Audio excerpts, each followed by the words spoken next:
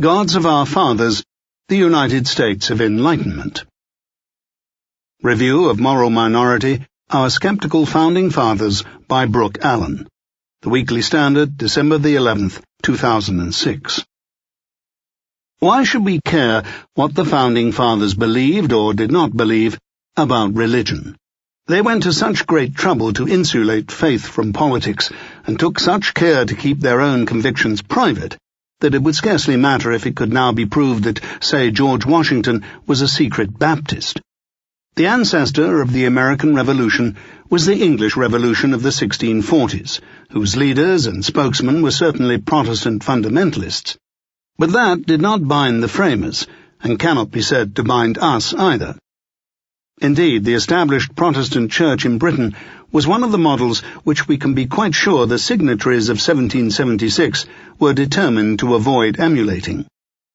Moreover, the 18th century scholars and gentlemen who gave us the U.S. Constitution were in a relative state of innocence respecting knowledge of the cosmos, the earth, and the psyche, of the sort that has revolutionized the modern argument over faith.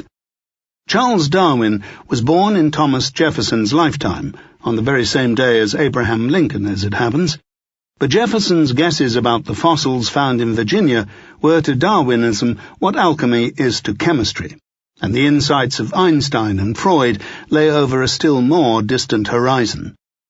The furthest that most skeptics could go was in the direction of an indeterminate deism, which accepted that the natural order seemed to require a designer, but did not necessitate the belief that the said designer actually intervened in human affairs. Invocations such as nature's God were partly intended to hedge this bet, while avoiding giving offence to the pious. Even Thomas Paine, the most explicitly anti-Christian of the lot, wrote The Age of Reason as a defence of God from those who traduced him in man-made screeds like the Bible. Considering these limitations, it's quite astonishing how irreligious the founders actually were. You might not easily guess, for example, who was the author of the following words. O Lord, do you think that a Protestant popedom is annihilated in America? Do you recollect or have you ever attended to the ecclesiastical strifes in Maryland, Pennsylvania, New York, and every part of New England? What a mercy it is that these people cannot whip and crop and pillory and roast as yet in the U.S. If they could, they would. There is a germ of religion in human nature so strong that whenever an order of men can persuade the people by flattery or terror that they have salvation at their disposal, there can be no end to fraud, violence, or usurpation. That was John Adams, in relatively mild form. He was also to point out, though without too much optimism, the secret weapon that secularists had at their disposal, namely the profusion of different religious factions. The multitude and diversity of them, you will say, is our security against them all, God granted.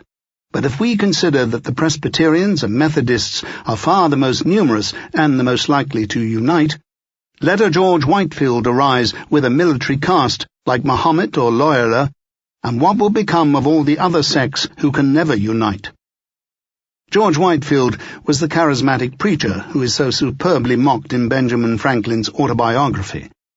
Of Franklin, it seems almost certainly right to say that he was an atheist, Jerry Weinberger's excellent recent study, Benjamin Franklin Unmasked, being the best reference here. But the master tacticians of church-state separation, Thomas Jefferson and James Madison, were somewhat more opaque about their beliefs. In passing the Virginia Statute for Religious Freedom, the basis of the later First Amendment, they brilliantly exploited the fear that each Christian sect had of persecution by the others.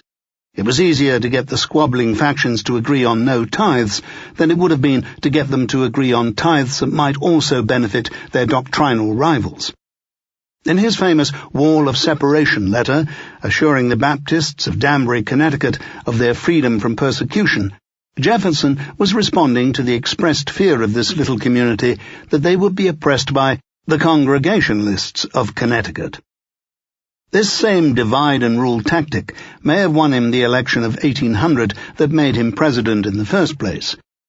In the face of a hysterical Federalist campaign to blacken Jefferson as an infidel, The Voltaire of Monticello appealed directly to those who feared the arrogance of the Presbyterians. Adams himself thought that this had done the trick. With the Baptists, Quakers, Methodists, and Moravians, he wrote, as well as the Dutch and the German Lutherans and Calvinists, it had an immense effect, and turned them in such numbers as decided the election. They said, let us have an atheist or deist, or anything, rather than an establishment of Presbyterianism. The essential point, that a religiously neutral state is the chief guarantee of religious pluralism, is the one that some of today's would-be theocrats are determined to miss. Brooke Allen misses no chance to rub it in, sometimes rather heavily stressing contemporary faith-based analogies. She is especially interesting on the extent to which the founders felt obliged to keep their doubts on religion to themselves.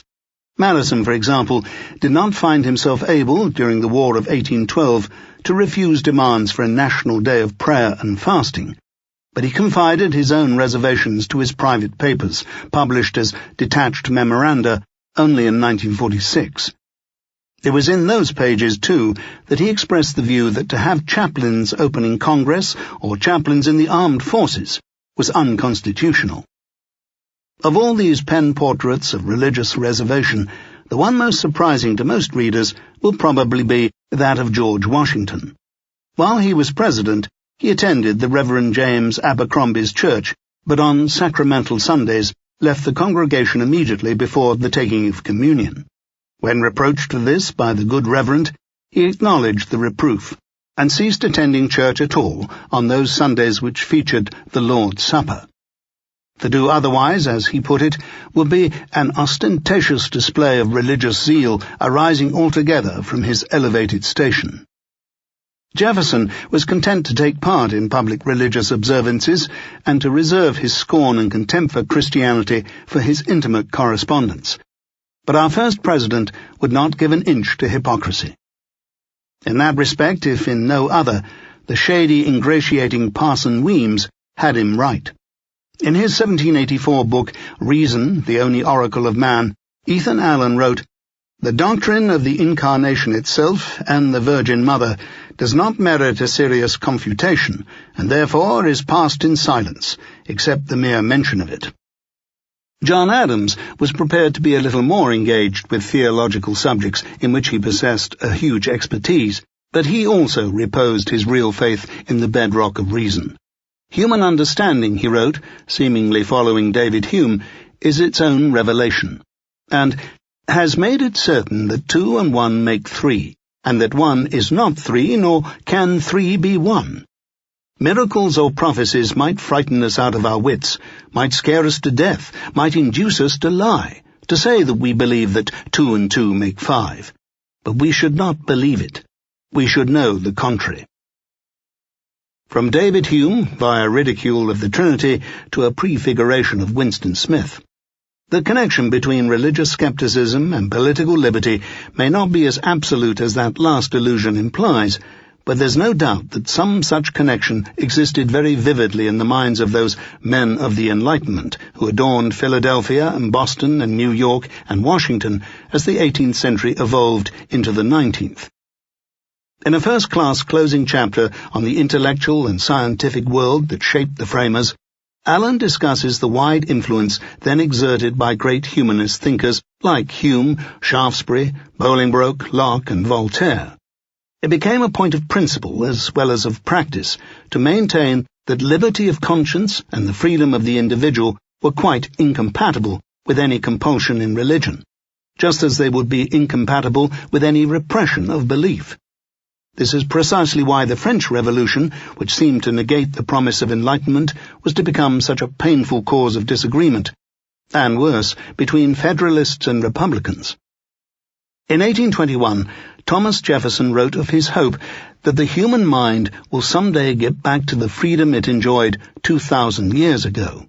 This country, which has given the world an example of physical liberty, owes to it that of moral emancipation also.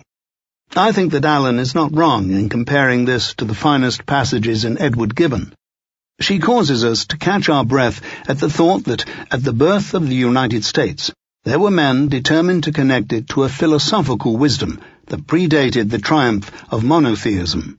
It is the only reason for entertaining the belief that America was ever blessed by Providence, as Roger Williams named his open-minded settlement in Rhode Island, a refuge from the tyranny of pilgrims and Puritans.